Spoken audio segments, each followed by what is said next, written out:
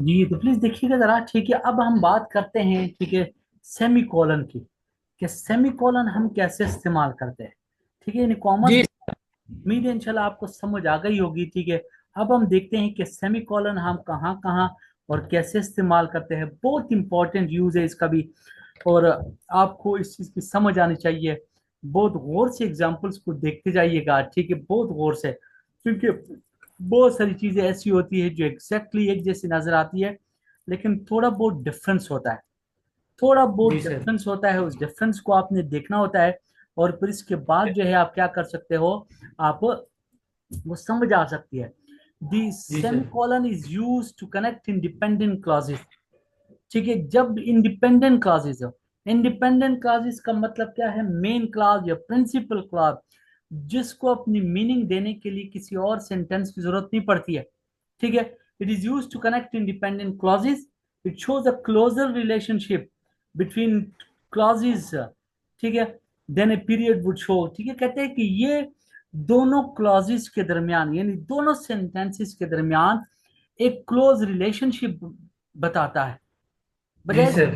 दोनों सेंटेंसेस के बीच में हम फुल स्टॉप लगा लें, तो हम सेमीकोलन लगाते हैं ताकि आप, यानी दोनों सेंटेंसेस के माबाइन एक अच्छा रिलेशनशिप होता है। मसलन गौर से देखिएगा, सलीम वाज जी हैप्पी, सर।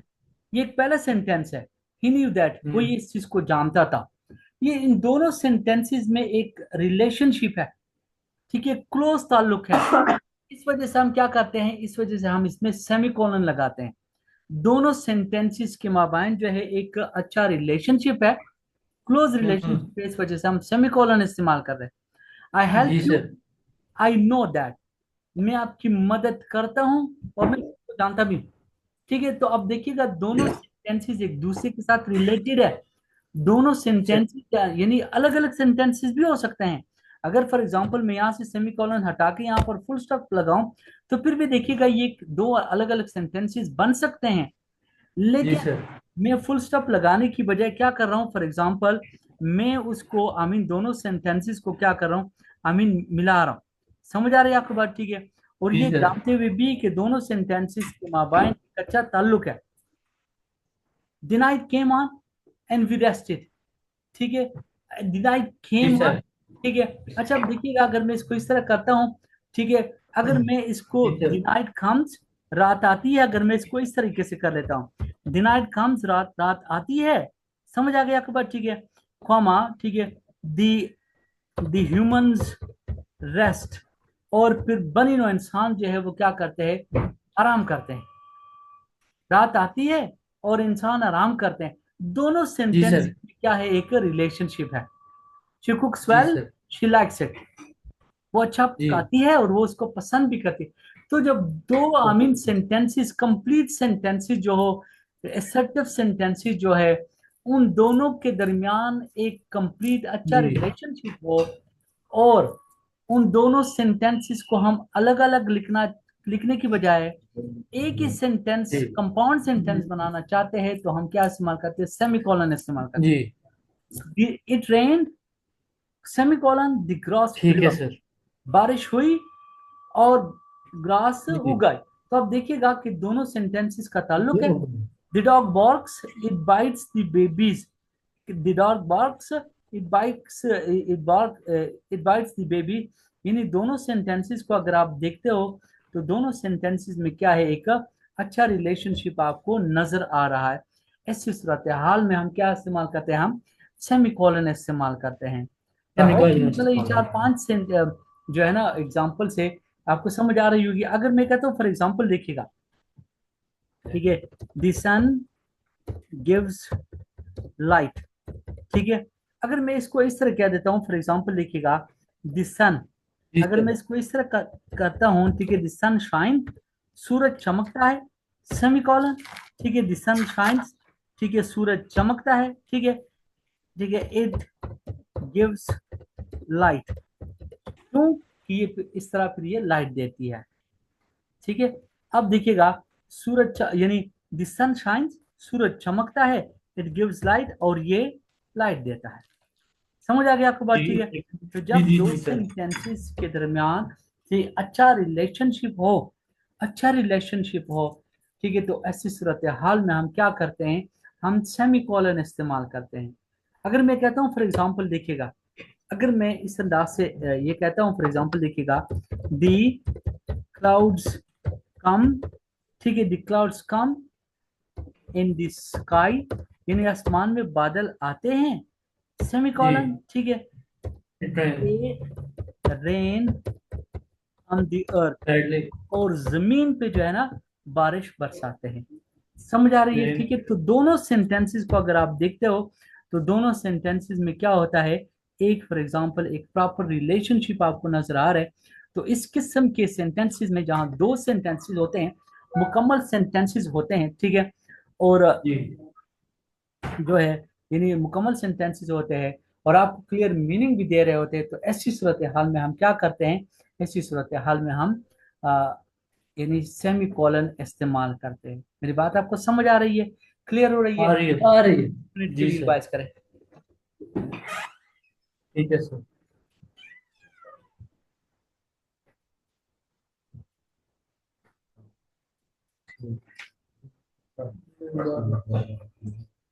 जी प्लीज देखिएगा, इसके बाद क्या है, इसके बाद आता है कॉलन आता है, ठीक है।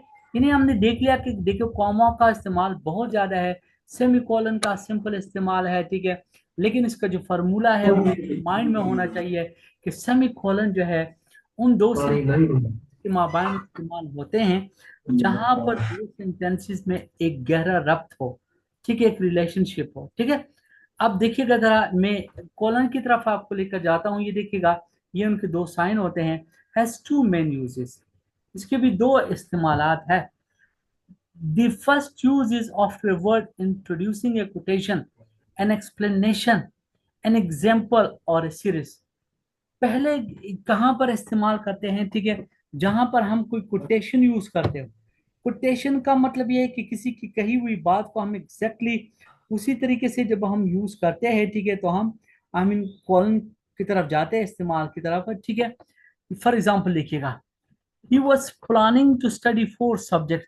अब देखिए ये आपने कोई एक एक्सप्लेनेशन, यानी आपने ये कोटेशन कह दी, यानी मैं कहता हूँ ना वो क्या करता है, वो क्या कर रहा है, आप कहते हो कि वो 4 सब्जेक्ट्स पढ़ने का प्लानिंग कर रहा है, ठीक है। फिर इसके बाद आप एक्सप्लेनेशन देते हो कि कौन कौन से सब्जेक्ट है, politics, philosophy, sociology and economics. तो यहाँ पर जो है जो एक्सप्लेनेशन है उससे पहले आप क्या इस्तेमाल करते हो, कॉलन इस्तेमाल करते हो। यानी he was planning to study 4 subjects, colon, politics, philosophy, sociology and economics. तो सबसे जी पहले सर। जो है ना मसलन कोटेशन, कोटेशन का मतलब क्या है कि किसी की कही हुई बात को आप एग्जैक्टली उसी तरह कह देते हो। फिर इसके बाद जो है मसलन आप कॉलन यूज करते हो, ठीक है, और उसके बाद फिर एक्सप्लेनेशन देते हो, सीरीज दे देते हो, ठीक है। मसलन देखिएगा, ही इज रीडिंग, सर। अगर मैं कहता हूँ वो क्या कर रहा है, आप कहते हैं सर वो पढ़ रहा है, ये आपने उसकी बात की। फिर इसके बाद आप उसकी डिटेल देते हो, newspaper comma book comma notebook and a play, ठीक है। जी सर। तो जहां आप कोटेशन कह देते हो, मेन बात कह देते हो, तो उसके बाद एक्सप्लेनेशन देते हो। The principal parts of a verb in English, और कहते हैं कि इंग्लिश में जो वर्ब है उसके 3 पार्ट्स होते हैं, the present tense, the past tense and the past participle, ठीक है। द जी sir. Principal parts of a verb in English और कॉलन, द जी। प्रेजेंट इन पहली फॉर्म, सेकंड फॉर्म और थर्ड फॉर्म। और जी इसके सर। बाद जब हम कभी कभार लिखते हैं ना कॉन्टिन्यूस राइटिंग में, हम एग्जाम्पल जी। की बात करते हैं, हम कहते हैं ना फॉर एग्जाम्पल, ठीक है। तो फॉर एग्जाम्पल के जी बाद सर। आप क्या लगाते हो, कॉलन लगाते हो, जी। ठीक है। For example colon you can see it, आप ये देख सकते हो। For example colon I give you time, मैं आपको टाइम दूंगा। जी मेरी बात सर। आपको समझ आ रही है, ठीक है। तो हाँ जहाँ जी। हम एग्जाम्पल की फॉर एग्जाम्पल क्या वर्ड्स लिख लेते हैं, तो उसके बाद भी कॉलन इस्तेमाल करते हैं, फिर इसके बाद भी एग्जाम्पल लिख लेते हैं। और जहाँ हम फॉर एग्जाम्पल कोई सीरीज शो करते हैं, पहले कोई कोटेशन बात कर लेते हैं, उसके बाद एक्सप्लेनेशन देते हैं, तो उस एक्सप्लेनेशन से पहले हम जो है ना सेमी कॉलन इस्तेमाल करते हैं, जिस तरह मैंने यहाँ पर आपको बात बताई। समझ आ गया आपको बात, ठीक है। हाँ जी सर, बड़ी। इसके बाद कहते हैं the second use of colon is for emphasis. बाज़ औक़ात हम किसी बात पर एम्फेसिस लेते हैं, बाज़ औक़ात हम किसी बात पर क्या लेते हैं, एम्फेसिस लेते हैं, किसी बात पर हम स्ट्रेस जी। लेते हैं, ठीक है। तो वो जिस बात पे स्ट्रेस लेते हैं ना वो आखिर में कहते हैं और पहले डिटेल देते हैं। फॉर एग्जाम्पल, आप मैंने यहाँ पर बात लिखी हुई है, there was one thing he loved more than any other. अब ये मैंने एक बात कर दी। अब जहां पर जिस बात पे मैंने स्ट्रेस लेना है, मैंने एम्फेसिस करने हैं, तो हम क्या कहते हैं, there is one thing he loved more than any other, colon his parents. फिर इस तरह हम बात कर लेते हैं जिस पर हम एम्फेसिस लेते हैं, ठीक है। कहते हैं दुनिया में वो हर एक चीज जो, यानी तमाम चीजों में से बेहतर जो एक चीज से मोहब्बत करता है वो उसके वालिदैन। समझ आ गया आपको बात? तो वो जो डिटेल, आगे सर। आमीन, सबसे पहले डिटेल देते हो, फिर इसके बाद जिस वर्ड पर आपने एम्फेसिस करना होता है उससे पहले आप कॉलन इस्तेमाल कर लेते हो। देयर वाज वन जी great help the sun does to humans. कहते एक बहुत बड़ी हेल्प जो सूरज कर रहा है इंसानों के लिए, ठीक है। फिर इसके बाद आप कॉलन लगा के उस बात पर एम्फेसिस लेते हो, टू वार्म द अर्थ, जमीन को गर्म करना। क्लियर हो गया आपको बात? ठीक है। जी there are sir. Many task the moon and the stars do. कहते बहुत सारे काम जो सितारे और चांद कर रहे हैं, कॉमा, टू शाइन एंड जी टू ब्यूटिफाई द अर्थ, जमीन को चमकाना और खूबसूरत बनाना। तो जिस बात पे हम एम्फेसिस लेते हैं, जिस बात पे हम स्ट्रेस लेते हैं, ठीक है, उस स्ट्रेस वाली बात के लिए भी हम क्या इस्तेमाल करते हैं, हम सेमी कॉलन, सॉरी, कॉलन इस्तेमाल करते हैं। यस इस बात सर। समझ आ गई? ठीक है। आप इसको आगे रिवाइज कीजिएगा 1 मिनट के लिए, क्योंकि ये कॉलन के इस्तेमाल थोड़े से डिफरेंट है। वैसे डिफरेंट नहीं है, आप एक दफा सेमी कॉलन को भी पढ़ लीजिएगा और कॉलन को भी पढ़ लीजिएगा, फिर 2 मिनट के बाद इंशाल्लाह हम किसी और टॉपिक की तरफ जाते हैं। यही पंक्चुएशन वाला टॉपिक होगा, लेकिन आप इसको डिटेल से 1-2 दफा पढ़ लीजिएगा प्लीज। जी सर।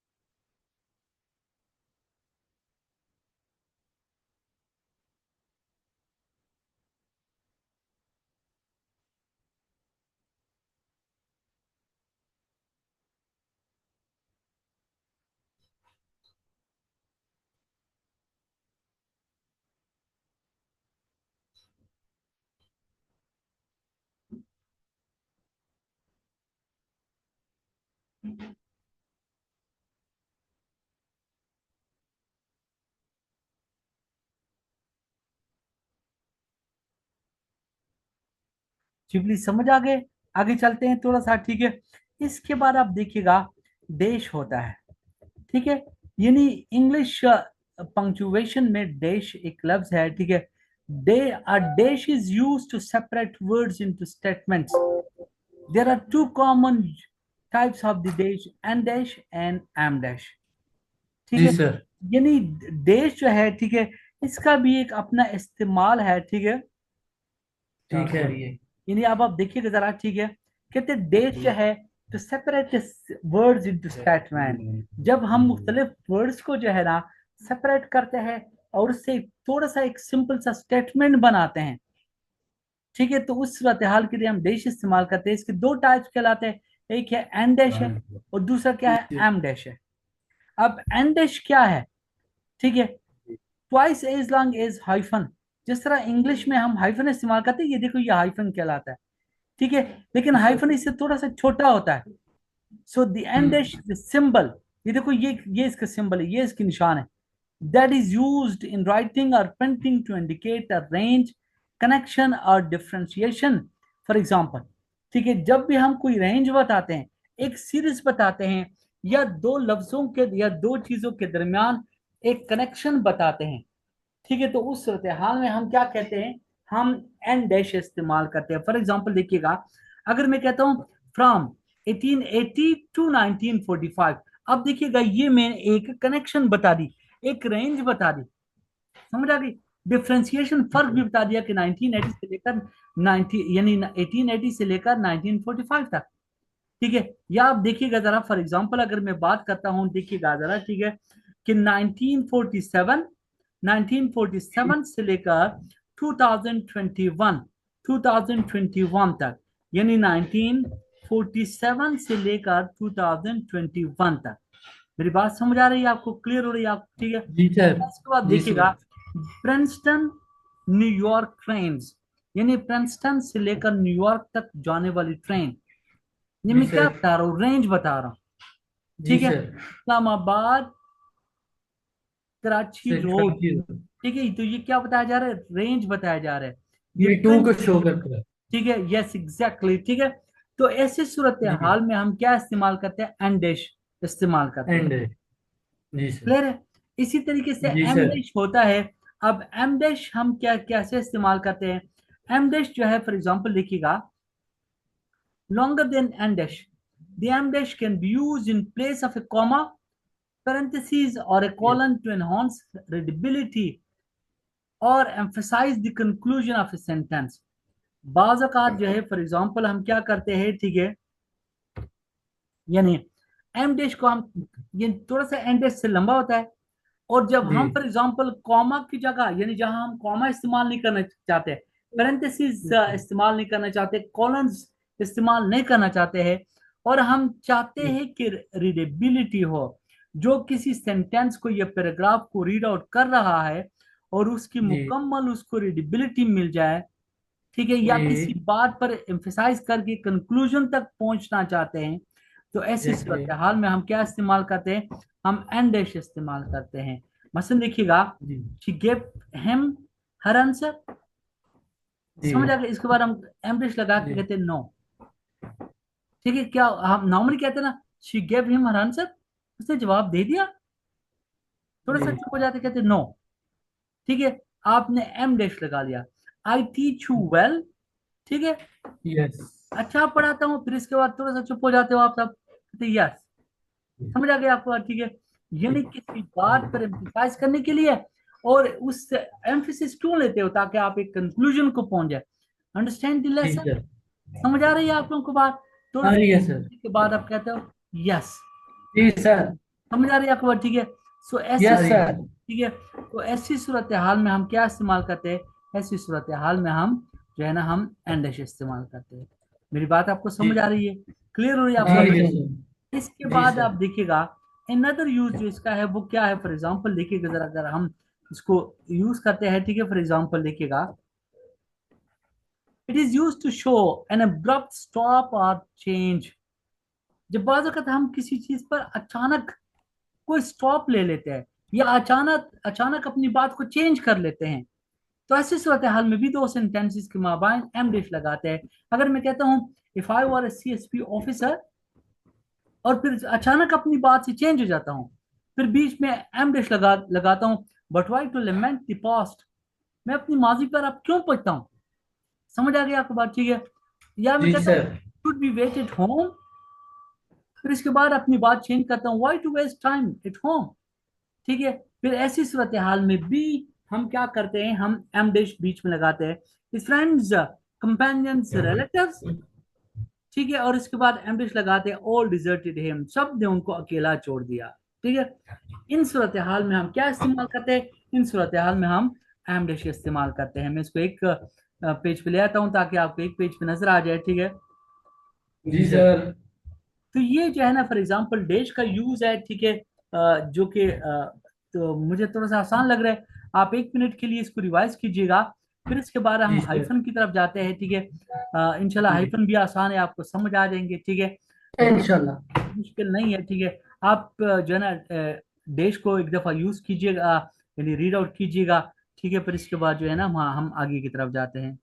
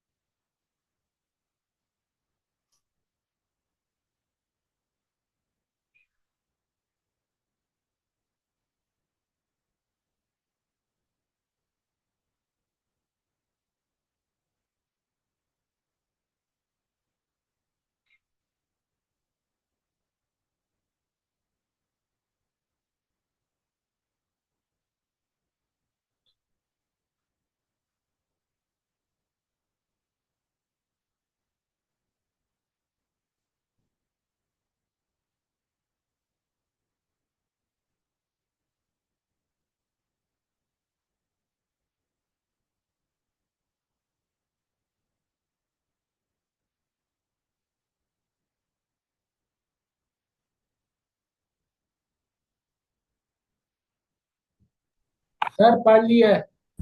ओके, इसके बाद आप देखिएगा जरा, ठीक है। अगर हम बात करते हैं हाइफन की बात करते हैं, ठीक है। हाइफन नॉर्मली ये एम डैश और एन डैश की निस्बत जो है हाइफन ज्यादा इस्तेमाल में आते रहते हैं, ठीक है। तो आप इस चीज को अपने माइंड में बता दीजिएगा। अगर हम बात करते हैं हाइफन क्या चीज है, hyphen is use to join two और more words together into a compound term and is not separated by spaces, ठीक है। अब अगर हम कभी कभार कंपाउंड वर्ड बनाते हैं, यानी दो वर्ड्स को एक साथ करते हैं और दो वर्ड्स को ज्वाइन करते हैं, दो डिफरेंट वर्ड्स जो होते हैं, और उसे हम एक ही वर्ड बनाते हैं, हम बीच में हाइफन लगा लेते हैं। मतलब हम कहते हैं ना पार्ट टाइम, ठीक है। पार्ट जी टाइम आप देखिएगा, पार्ट और टाइम ये दोनों अलग अलग वर्ड है, लेकिन मैंने एक लफ्ज बना लिया, बैक टू जी बैक, ठीक है। वेल नोन, जी well reputed, day to day, well organised, well educated, well mannered. मतलब जी सर। इस किस्म के वर्ड आप देखिएगा, ये सारे के सारे वर्ड जो है ये बेसिकली सेपरेट वर्ड्स है, लेकिन हमने इससे कंपाउंड वर्ड बना लिया। हमने क्या बना लिया, कंपाउंड। कंपाउंड वर्ड जब हम बना लेते हैं तो ऐसी सूरत हाल में हम क्या कर लेते हैं, हम इनके बीच हाइफन लगा लेते हैं और एक हमें लंबा कंपाउंड वर्ड हमारे पास बन जाता है, ठीक है। इसके बाद है एक नजर है, ठीक है, जिसको हम ब्रैकेट्स कहते हैं, ठीक है। ब्रैकेट्स हम कब इस्तेमाल करते हैं, brackets are you are square of notation, किसी तरह ये स्क्वायर की तरफ होते हैं, जिस तरह आप मैथमेटिक्स में ये पढ़ते रहते हैं, ठीक है। यूज फॉर टेक्निकल एक्सप्लेनेशन, जब आप जी मसलन कोई बात करते हो, कोई भी सेंटेंस आप यूज करते हो और मजीद बीच में कोई एक्सप्लेनेशन देना चाहते हो, तो ऐसी सूरत हाल में आप क्या इस्तेमाल करते हो, ब्रैकेट इस्तेमाल करना चाहते हो। यानी उन एक्सप्लेनेशन को आप बीच सेंटेंस में सिर्फ लिख लेते हो, ठीक है। Use for the technical explanation और टू क्लैरिफाई मीनिंग, क्या सेंटेंस में किसी वर्ड के मीनिंग को क्लैरिफाई करने के लिए। इफ यू जी remove the sir. Information in the bracket the sentence will make a sense, अगर उस ब्रैकेट के मीनिंग को आप बीच में से निकाल भी लेते हो ना, तो फिर भी सेंटेंस जो है उसके मीनिंग अपनी जगह होंगे, यानी सेंटेंस जो है उसके मीनिंग में कोई फर्क नहीं आएगा। मसलन देखिएगा, अगर मैं कहता हूं ही, अब देखिएगा ब्रैकेट में मैंने नाम लिख लिया हुआ, Miss John was the last person seen at the house, समझ आ गया आपको बात, ठीक है। अब जी देखिएगा, अगर सर। मैं कहता हूँ he was the last person seen at the home, sentence की मीनिंग तो फिर भी ठीक है, लेकिन मैं जी सेंटेंस को मजीद क्लैरिफाई करने के लिए, सेंटेंस को मजीद क्लियर बनाने के लिए मैं क्या कर लेता हूँ, थोड़ी सी एक्सप्लेनेशन दे देता हूँ। जी सर। समझ आ गया आपकी बात, और जो जी एक्सप्लेनेशन सर। मैंने देने होते हैं ना, उसी को मैं ब्रैकेट में लिख लेता हूँ। मसलन देखिएगा, ही मिस जॉन्स, अब आप बता रहे हो कि ये ही जो है ये है कौन, इसकी बात कर रहे हो, he Miss John was the last person seen at the house, तो इसको जो है आप देखिएगा, मिस्टर जॉन्स को आप क्या कर लेते हो, ब्रैकेट में लिख लेते हो। ही मिस्टर जॉन जी sir. Learns English well, he जो यानी Mister Johns learns English well, वो जी इंग्लिश को बहुत अच्छा सीखता है। तो यहाँ पर आप ये बता रहे हो कि यही असल में है कौन, ठीक है। इसके बाद अनदर एग्जांपल अगर मैं कहता हूँ, देखिएगा, my teacher mister Salim is at home, अब मैं कहता हूँ जी my teacher is at home, sentence तो ठीक है, इसमें तो कोई शक तो जी नहीं है, लेकिन मैं ये क्लियर जी करना चाहता हूँ कि मेरा टीचर है कौन, माय टीचर मिस्टर जी, अगर होम, अगर ब्रैकेट्स की जगह हम कॉमा लगाने तो भी ठीक है ना। तो फिर भी ठीक है, समझ आ गया आपको बात, ठीक है। अब देखिएगा, the prime minister Imran Khan is going, समझ आ गया आपको बात, ठीक है। अगर मैं कहता जी हूँ for sir. Example the prime minister is going, sentence तो ठीक है, लेकिन जी मैं इस प्राइम मिनिस्टर के वर्ड को मजीद क्लियर करने के लिए हम क्या करते हैं, हम ब्रैकेट लगा लेते हैं। तो जी प्लीज सर। ये हाइफन को और ब्रैकेट को एक दो दफा रिवाइज कीजिएगा, अपने माइंड में कोई और एग्जांपल लेकर आइएगा अपने पास, फिर इसके बाद हम आगे जाते हैं। ठीक है सर। ओके।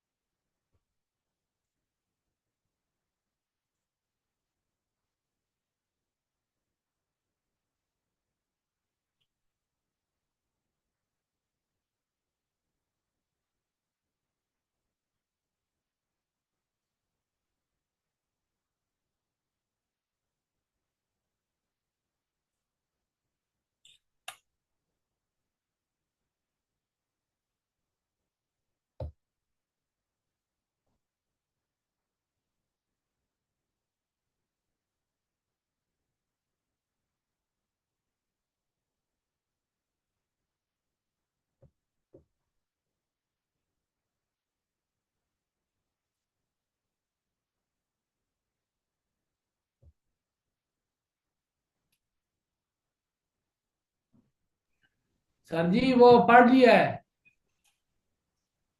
ठीक हेलो। है, ओके। इसके बाद देखिएगा जरा, आखिर में क्या आ जाते हैं, पेरेंथेसिस आ जाते हैं। पेरेंथेसिस क्या चीज है? ठीक है, पेरेंथेसिस जो जी है, अब देखिएगा ये इसकी निशानी है।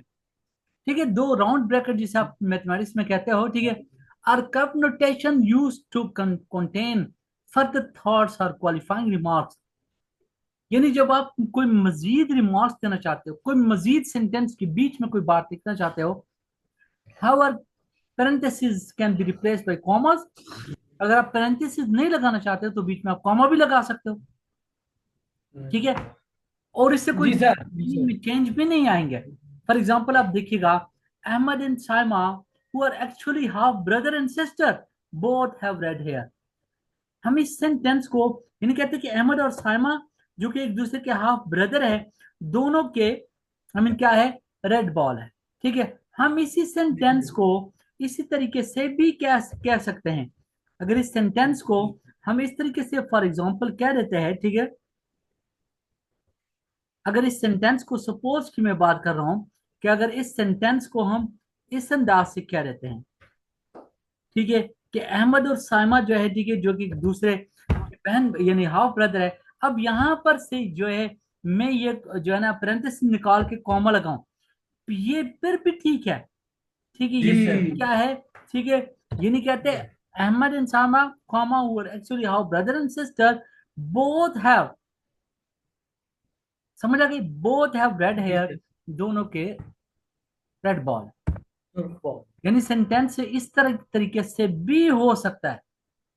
मेरी बात समझ आ गई आपको बात? ठीक है, अगर मैं आगे कहता सर। हूँ माई father and my teacher were friends हुआ। हेल्प मी, मेरे अब्बू और मेरे टीचर जो एक दूसरे के दोस्त है। अब मैं एक्चुअली जो मैंने आगे सेंटेंस में दो नाउन इस्तेमाल किए हुए होते हैं, उसको जी मजीद एक्सप्लेन करने के लिए क्या करता हूँ, पेरेंथेसिस यूज कर रहा हूँ। ठीक है, तो कहते हैं कि जी my father and my teacher जो कि एक दूसरे के जी दोस्त है। जी। ठीक समझ आ गया आपको बात? ठीक है, हेल्प मी वो आगे मेरी सर। मदद करते हैं। जी तो यहाँ पर इन पेरेंथेसिस की बजाय, ठीक है, इन पेरेंथेसिस के बजाय आप क्या कर सकते हो, आप कॉमा भी इस्तेमाल कर सकते हो। ठीक है, यानी जी सर। पेरेंथेसिस को हटाकर आप कॉमा भी इस्तेमाल कर सकते हो, तो सेंटेंस आपका बिल्कुल इस तरीके से भी ठीक रहेगा। अगर जी मैं सर। कहता हूं my mother and my sister who are teachers cook well, मेरी अम्मी और मेरी बहन जो दोनों टीचर है, जो मैंने पेरेंथेसिस में बात की हुई है ना, वो किस लिए की हुई है, ताकि मैं आपको क्लियर करके बता सकूं कि मेरी अम्मी और मेरी बहन जो है वो दोनों टीचर्स है। उनके बारे में मैंने मजीद आपको क्या दे दी, जी सर। एक्सप्लेनेशन दे जी दी। सर। तो आप इन पेरेंथेसिस को हटा के, ठीक है, क्या कर सकते हो, यहाँ पर आप कॉमा भी लगा सकते हो। यानी इनको आप जी हटा के सर। कॉमा भी लगा सकते हो। मैंने सेंटेंसेस दोनों सूत्र में आपके सामने लिख लिया। ठीक है, कि आप यानी ऐसा भी कर सकते हो, यानी दोनों पॉसिबल है, यानी मीनिंग में कोई फर्क नहीं आएगा। मेरी बात समझ आ रही है आपको? ठीक है, लेकिन चूंकि आ रही है पेरेंथेसिस सर। है, वो भी बताते हैं, खुद इंग्लिश का एक पार्ट है। ठीक है, तो इस वजह से जो है, ठीक है, यानी लोग पेरेंथेसिस को भी यूज करते हैं। ठीक है, वो भी यूज में आ जाते हैं। ठीक है, तो ये सिचुएशन थी। जी ठीक है, सर। आई होप इंशाल्लाह कि आपको समझ आ गई सर। आमीन आमीन समझ आई होगी। ठीक है, इतना कोई मुश्किल तो नहीं जी होगा। सर। ठीक है, लेकिन फिर जी भी, सर। ठीक है, फिर भी मैं आपको ये जो बार बार समझाने की कोशिश कर रहा हूँ, सिर्फ इसलिए कर रहा हूँ जी कि यार चूंकि आपके कॉन्टिन्यूस राइटिंग होते हैं, ठीक है, कभी लेटर है, कभी जो है ना फॉर एग्जांपल ऐसे राइटिंग है, कभी कॉम्प्रिहेंशन है। ठीक है, तो ऐसी सूरत हाल में जो है ना, यानी आपके पास यानी हर सूरत में जो है ना फार्मूले क्लियर होने चाहिए। ठीक है, ताकि जी किसी सर। सूरत कोई आपसे गलती ना हो। ठीक है, तो इस चीज को जी आप प्लीज सर। करते रहिएगा। ठीक है, और जो है ना, सर। जस्ट मिनट, ठीक है, जस्ट मिनट, ठीक है, और आई होप इंशाल्लाह समझ भी आ रहे होंगे। आखिरी क्या है, अपोस्ट्रोफी है। इसके बाद भी एक है, लेकिन उसकी कोई ऐसी जरूरत नहीं है। ठीक है, इसके बाद जी देखिएगा, यानी अपोस्ट्रोफी की बात करते हैं, ये भी हम बहुत ज्यादा यूज करते हैं। अपोस्ट्रोफी जो है ना, इसका भी बहुत ही ज्यादा यूज है। अपोस्ट्रोफी किस लिए इस्तेमाल होता है? It is use to indicate the omission of letter. बाज अवत हम किसी वर्ड को एब्रिविएट कर लेते हैं, शॉर्टकट लिख लेते हैं। समझ आ गया आपको बात? ठीक है, या जी for sir. Example the possessive case, या ऑनरशिप के लिए, ऑनरशिप के लिए हम इसको यूज करते रहते हैं। ओमिशन जी कहते हैं ना लफ्ज को शॉर्ट करना, मुख्तसर करना। अगर हम जी ओमिशन सर। की बात करते हैं, फॉर एग्जांपल देखिएगा, I have seen that movie several time. अब देखो हैव का एक मुकम्मल स्पेल है, HAVE, लेकिन मैंने वो नहीं लिखा हुआ है, मैंने वी जी लिख लिया, ओमिट कर दिया। तो ऐसी सूरत हाल में आप अपोस्ट्रोफी इस्तेमाल करते हो। समझ आ गया आपको बात? ठीक जी है। She wasn't the only one who knew the answer। अब देखिए wasn't, नॉट तक मुकम्मल स्पेल है लेकिन मैंने शॉर्ट कर दिया। आई एम योर टीचर, ये देखो मैंने एम पूरा नहीं लिख लिया, ओमिट कर दिया, एब्रीविएट कर दिया। यू डोंट जी फॉलो सर। मी। समझ आ गया आपको बात? ठीक है, शॉर्ट कर दिया। जी तो जहां आप किसी वर्ड को शॉर्ट करते हो, ठीक है, तो ऐसी सूरत हाल में भी हम अपोस्ट्रोफी एस इस्तेमाल करते हैं। इसके बाद अब देखिएगा कि हम पोजेसिव केस के लिए भी इस्तेमाल करते हैं। इसलिए इस्तेमाल करते हैं पोजेसिव केस के लिए भी। मसलन देखिएगा, Sauraj dog bit the neighbour. अब देखिएगा सौराज डॉग, यहां पर मैंने क्या कर दिया, अपोस्ट्रोफी, यानी सारा का जो कुत्ता है, दिस इज जी सर। चिल्ड्रंस हाउस, ये बच्चों का घर है। इसको उर्दू में आप का जी सर। खिड़की कहते हो। दिस इज माई जी जी फादर्स कार। जी यहाँ तक सर। बात समझ आ रही है? इन सूरत हाल जी में सर सर ये। हम अपोस्ट्रोफी सर इस्तेमाल इसी करते चीज को हम ऐसे इसी चीज को हम ऐसे ही लिखते हैं, this this house is of children. हैं। जी जी बिल्कुल। अब देखिएगा, तो अब आप प्लीज इस चीज को रिवाइज कीजिएगा एक 2 मिनट के लिए, ठीक है। ये जी अपोस्ट्रोफी एस, एन अपोस्ट्रोफी और पैरेंथेसिस को आप एक 2 दफा रिवाइज कीजिएगा। फिर इसके बाद जो है ना इंशाल्लाह हम आखिरी पोर्शन इसका रीड आउट करते हैं। फिर देखते हैं क्या होता है, ठीक है। सर सर सर जी। सर सर जी बोलिए प्लीज। सर ये हाफ ब्रदर और सिस्टर का क्या मतलब है? जो एक दूसरे के रियल ब्रदर ना हो। ओके। रिवाइज करें प्लीज।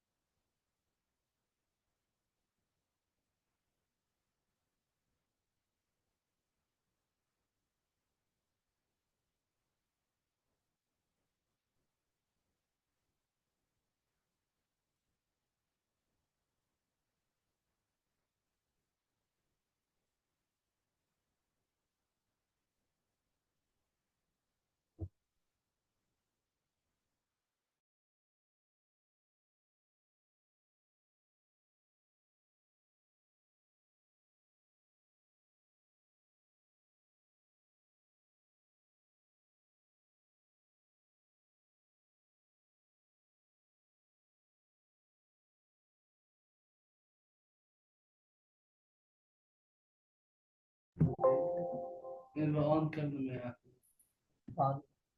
सर पढ़ लिया है।